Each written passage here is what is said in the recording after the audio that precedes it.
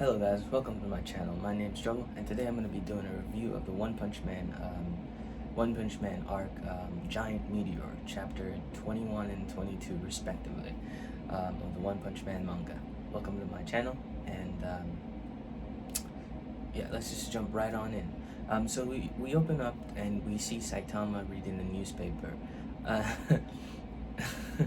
and we see in the newspaper the report of Spring Mustachio and Golden Ball.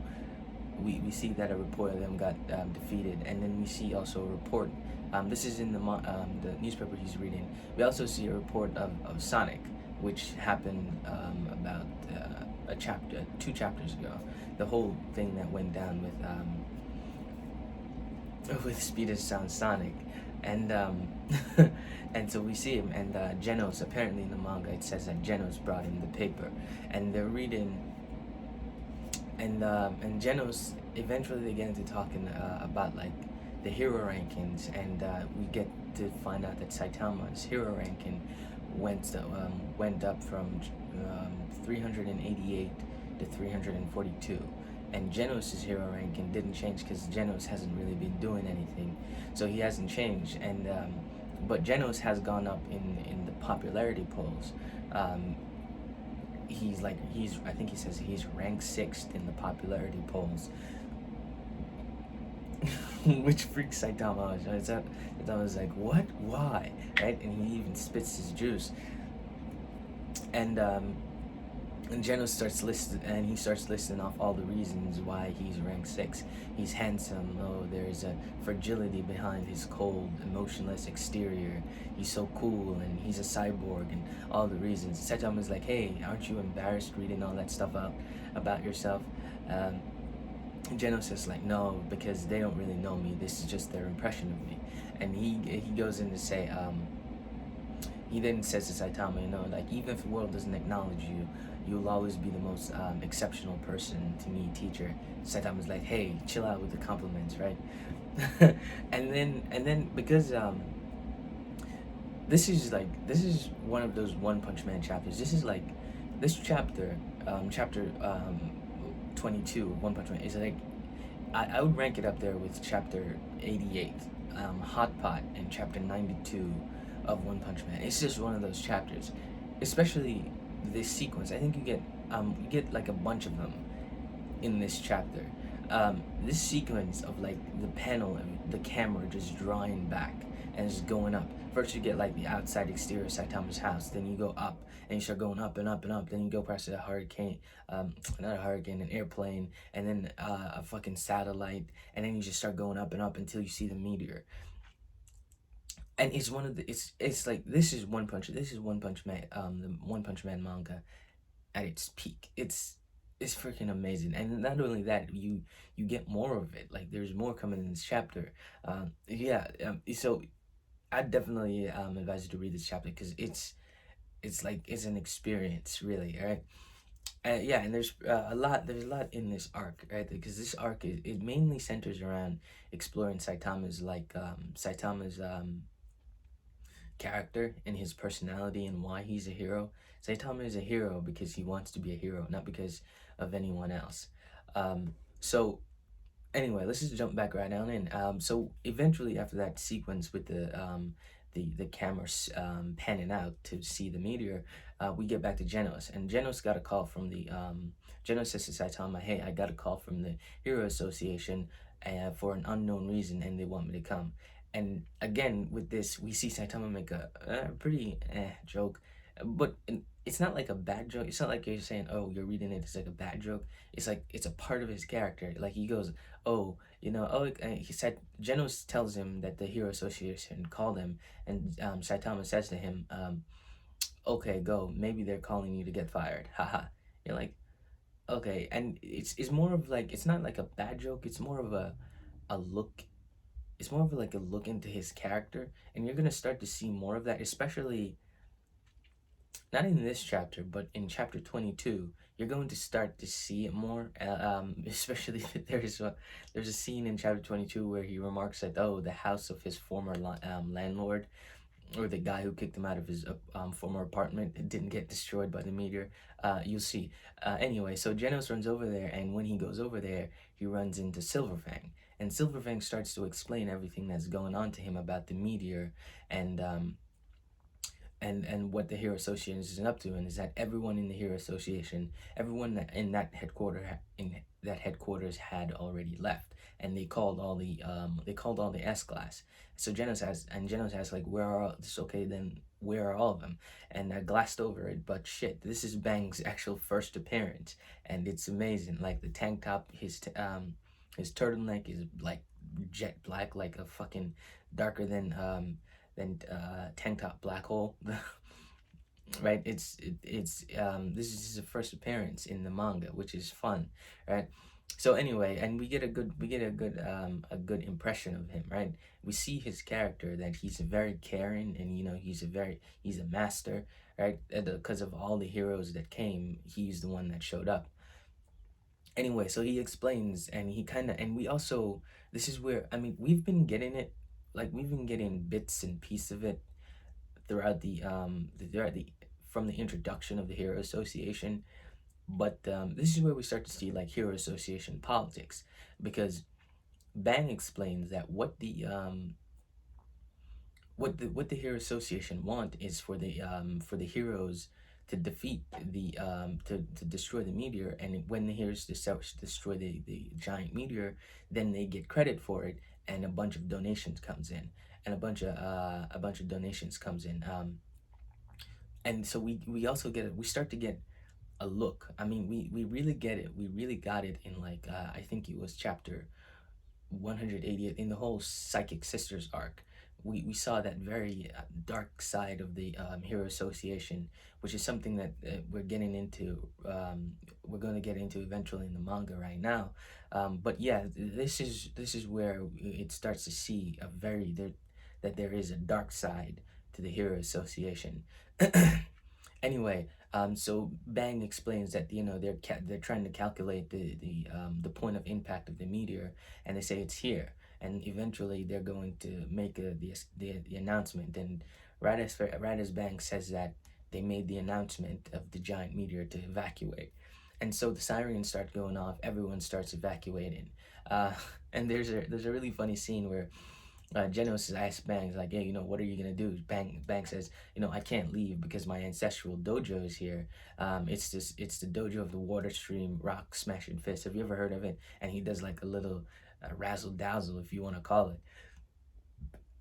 But Genos just leaves in the middle of it, and that's Genos just leaves like, oh, he left. So we cut away and we see the people panicking. Everyone is panicking because the giant meteor is coming, and they can see it coming because the meteor has entered the atmosphere now, and so they're seeing it coming, and everyone's just giving up all hope because they're like, we are not gonna make it out in time. Oh, and someone awfully says, I wish I had a girlfriend before I died. But then we cut to Genos, bouncing from rooftop to rooftop trying to intercept the meteor.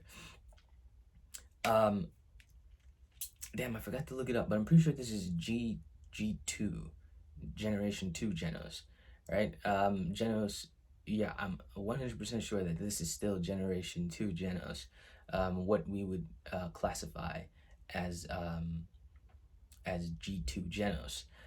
Anyway, and again, with the remember I explained earlier with the sequence, we get another one of those sequences with Genos's arms, right? Now, in terms of the ranking of all the sequence, there's another one that comes up. There's another one that comes up with Metal Knight earlier.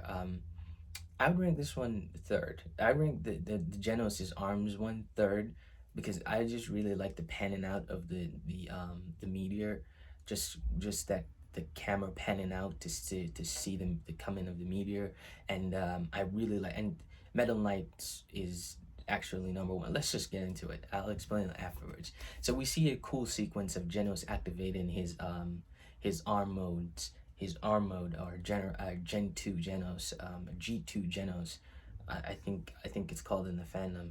Um, and it's a pretty cool sweet sequence. But right as he activates it, something flashes, blasts by his head, and we see it's Metal Knight. And once again, One Punch Man, peak One Punch Man, we get the sequence of Metal Knight, and the entirety of this sequence plays out in color, right? All of it is just colored sequence of Metal Knight, and it's like Jesus fucking Christ. Every you see bit by bit, panel by panel of Metal Knight coming in and landing, and it's fucking amazing, all of it. Like, bro, like if you're a One Punch Man fan and you read chapter 122, like I feel like you'd be just losing your freaking mind. Like it's like just for this sheer artwork of it and this the detail and everything that you're given in this chapter is just absolutely amazing. Actually, and we actually got a Hunter x Hunter reference in this manga. We see Saitama reading Shonen Jump, and we get a little thing that says, "Oh, Hunter x Hunter is interesting," right? I don't know if it's Murata or One that did it, but we got it. I assume that it's One, but anyway. And he lands, and eventually Metal Knight lands, and you're like, Jesus Christ, this is fucking amazing, the entire sequence. So eventually he's like, oh, Metal Knight, Genos acknowledges, Genos says like Metal Knight, and Metal Knight acknowledges Genos, and also the bling on this fucking armor, bro. Just go read it, bro. This chapter is fucking amazing. Like, I'm not even kidding, bro. I was losing my fucking mind. I read this chapter like 3 times before making this video, and every time this sequence just blew me out. It's of the 3 of them, and the entirety of the rest of this chapter is done in color. So anyway, Genos eventually Genos and Metal Knight get to talking, and Genos refers to him as Boyfang, and Mr. Boyfang, Dr. Boyfang is like, no, don't use my hero name, not my real name, right? And Genos is like, hey, lend me your help, and he's like, no. Genos is like, lend me your help to destroy the meteor, and Dr. Boyfang says no, because he's not here to stop the meteor. He's here, he's only here to test his weapons, and he's not here, like, and he explains that this isn't him piloting the suit, this is a remote control suit. He's safe, he wouldn't risk himself, and he's only here to test his new weapons. And so he goes on to explain. Genos eventually, but the meteor is coming, so Genos goes to the exact impact site. Genos left Dr. Boyfang and goes to the exact impact site. And then we see a test of Metal Knight's weapons missile, and yeah, it's shitty. Like Genos is fucking loses his breath, gets his breath taken away by exactly how powerful his weapon systems are, and just this huge explosion happens in the sky from all the from Dr. Boyfang's missiles, but nothing happens to the meteor. And Genos is like, oh, nothing happened, and so Genos says, okay, he takes out. He goes to try and destroy the meteor. I don't know what he was exactly doing here. I can't tell exactly what. But my thing is that he was going to use his incineration cannon to destroy the meteor. But he starts to doubt himself. He starts, okay, if I destroy the meteor, it's going to fall in the city and the collateral damage. And, am I even strong enough to destroy the meteor? And then again, Bang comes in, like the Giga Chad he is. And he's like, stop, you're overthinking yourself. Don't overthink it so much, especially in a last minute situation like this. Don't be thinking or doubting yourself. You don't have time for that. Just do it, right? And he's like, right, yeah. And so Genos takes out his core. He rips open his chest, takes out his cores, put it in his arm, and then fires this fucking huge ass blast. And when I read this, I was like, how is Genos not a disaster level dragon? Like, cause this is like, if I'm correct, this is G2 Genos, and this blast, go back and read it. This thing could destroy a fucking city. There's no way in hell this thing can't destroy a city. Like, it's fucking amazing. And again, just as you read it, as I'm going through this, just keep it in mind that, just keep this in the back of your mind that the paneling, the artwork is fucking amazing, especially this panel of Genos's blast, which is even more fucking amazing. Like, it's fucking ridiculous. And again with the jokes, Bang goes, oh no, look, I think I see like the meteor is slowing down, and he's like, oh, Jenna's like, really? It's like, no, I was just seeing wrong. So you get jokes like I fucking love it, bro. This chapter is amazing. It's one of my favorite chapters in One Punch Man ever, right? But anyway, the Genesis Blast doesn't do anything, and Genesis Blast doesn't do anything. But right as Genesis is finished, that's when Saitama shows up, and Saitama's like, "Hey, um, hey, old man, can you take care of him for me?" And Bang's like, "Who are you?" Saitama's like, I'm just a guy who's a hero for fun, right? And then Saitama just, well, really and truly, he what do you call that thing? He does that jumps. He just jumps off the building, which cracks the ground beneath, shatters the fucking ground around, not just beneath the building, but around the building. And he's like, "You will not fall on my city," and one shots the fucking meteor, right? And like Genos predicted earlier, all the meteor fragments come crashing down on the city. And Saitama's like, "Well, that takes care of that." Everybody's panicking though. One of the fragments slams into the building that Genos and Bang were on, and they had to jump off of it. And and yeah, and that's chapter 22. That's where it ends. We get Saitama get a panel. Like I said, all of this is colored, and of all the sequences, the panel sequences, I don't know what you would call them, but those panel transformation sequences, the one with the meter, I'd rank them from the Genos transforming his arm third, the Genos transforming his arm, then the meteor, the meteorites, the meteorite, the showing of the meteorite, and then Metal Knight sequence. That's how I would rank them in terms of my favorite. Comment down below how you would do it. But anyway, so we go to chapter 22, and in chapter 22, it's more or less dealing with the aftermath of it. So um, so we open up, and again we see Saitama and Genos doing the same thing. 3 days after the whole meteorite incident, Saitama and Genos are doing the same thing where they're going over meteorite ranking. Genos went up one rank, so he went up from rank 17 to rank 16. Metal Knight, I think, went up from rank 7 to rank 6, if I'm not mistaken. And Saitama went up from rank 342 C class to rank 5 C class. And he's like, "Wow, really?" And Saitama doesn't know about, and Saitama actually asked about like the disaster levels of One Punch Man. And this is where we get the disaster level, where a disaster level is Wolf is a threat to a group of people, a tiger is a threat to like an organization, like a threat to a town. Essentially, a demon is a threat to the function or to the function of a city, to the functioning of a city. And the tiger, a dragon, is to multiple cities, and the God is to humanity, right? So that's where we get the disaster level rank, and that's how Saitama found out, because he didn't know. And Saitama even acknowledges where, and this again where this is more of an exploration of Saitama's character, because Saitama doesn't really, like, he can't really tell, like, it's all just one homogenous thing to him. Like, there is no difference between a disaster level tiger, a disaster level wolf, and a disaster level dragon to Saitama. They're all the same to him. Like, you can't really differentiate between them. Like, that's how far above everyone else. Because like Saitama is talking about this meteor thing, and he doesn't even recognize exactly how dangerous that is.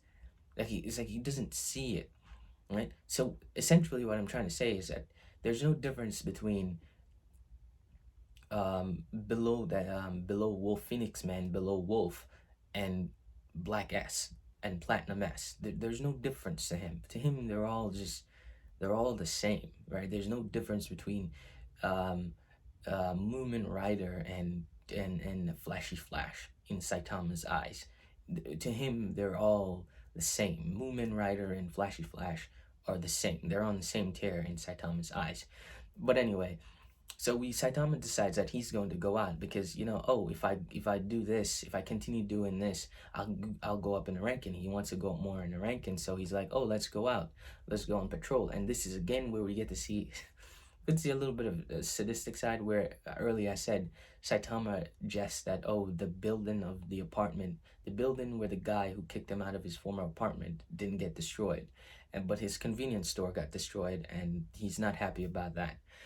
Anyway, so he's walking around. Eventually, he comes across Tank Top Tiger, or Tank Top Tiger finds him, and he starts to accuse him like, you're a cheater and a liar. There's no way in hell you worked with three S class in defeating that Meteor to go up so far in the ranks. And Saitama is like, oh yeah, who are you? Because Saitama doesn't remember him. And for those of you who don't remember, Tank Top Tiger is the hero who intercepted Saitama during his last run-in with Speed-san Sonic, and then Sonic destroys him, right?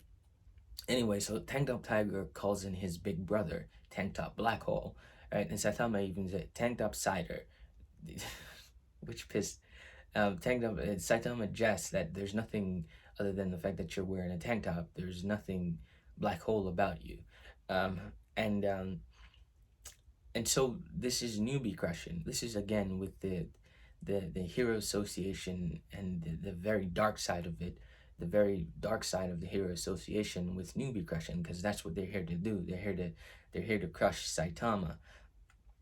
And so they go into to crush Saitama, but Tank Top Tiger wants to fight Saitama, but Tank Top Black Hole says no. Let's use something more. It's like public execution, essentially, where Tank Top Black Hole tries to basically smear Saitama's name or image in the public's eye. He starts accusing him, oh, you're the hero who destroyed the meteorite and caused the destruction of the city. Don't you feel any remorse for it? Don't you feel anything for it, right? And Bangs there watching is like, oh, I wish I could help you. I wish I could help you, Saitama. You're one of the strongest. You're probably the strongest person I've ever seen. But this is as far as you go. The only thing you can do now is retire, right? And he did, and eventually all the people is like, get out, retire, resign, get out, retire, fuck you, fuck off, fuck off, fuck off. And even Tank Top Tiger notes like, yo, this is the definition of a mob mentality. But yeah, it is working. But Tank Top Black Hole then goes in for the kill, which is like, oh, are you trying to attack the people? And he goes in for the attack. But the first one to reach is Tank Top Tiger, and Saitama one-shots him.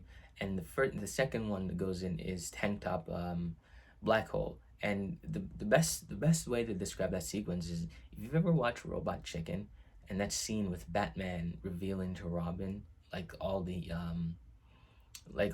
his ways to defeat the heroes that he has, and then he slaps Robin, and Robin's like, ow, stop, I give up.